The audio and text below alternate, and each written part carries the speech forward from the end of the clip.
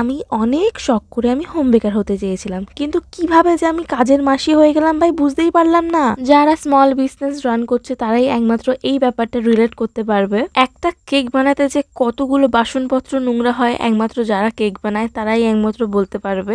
মাঝে মধ্যে মনে হয় যে কেক বানানো ছেড়ে দিয়ে আমি যদি বাসনপত্র ধোয়ার জবেতে আমি লেগে যাই তাহলে আমি অনেক বড় লোক হয়ে যাব। যাই হোক, চলো একটু কেকটার ব্যাপারে বলি। এটা ছিল 1 পাউন্ডের আর ভ্যানিলা ফ্লেভারের। এই কেকটা আমারই একটা বান্ধবী নিয়েছিল তার মায়ের বার্থডের জন্য। সে কিন্তু কেকটা টেস্ট করে আমাকে খুবই একটা ভালো রিভিউ দিয়েছিল, আর সে কিন্তু আমার থেকে ফার্স্ট টাইম কেক নিয়েছে। চলো, বহু বছর পরে আবারও তোমাদের নামগুলো নেওয়া যাক। রূপসা, পিহু, তোমাদেরকে অনেক অনেক থ্যাংক ইউ কমেন্ট করার জন্য আর এত সাপোর্ট করার জন্যও। এই ভিডিওটার মধ্যে একটা মজার ব্যাপার হলো যে যে আসলে কেকটা নিয়েছিল তার কেকের ভিডিওতেই তার নাম নিলাম আমি। তোমরাও যদি চাও নেক্সট ভিডিওতে তোমাদের নাম নেই, তাড়াতাড়ি কমেন্টে তোমাদের নামটা মেনশন করে যাও।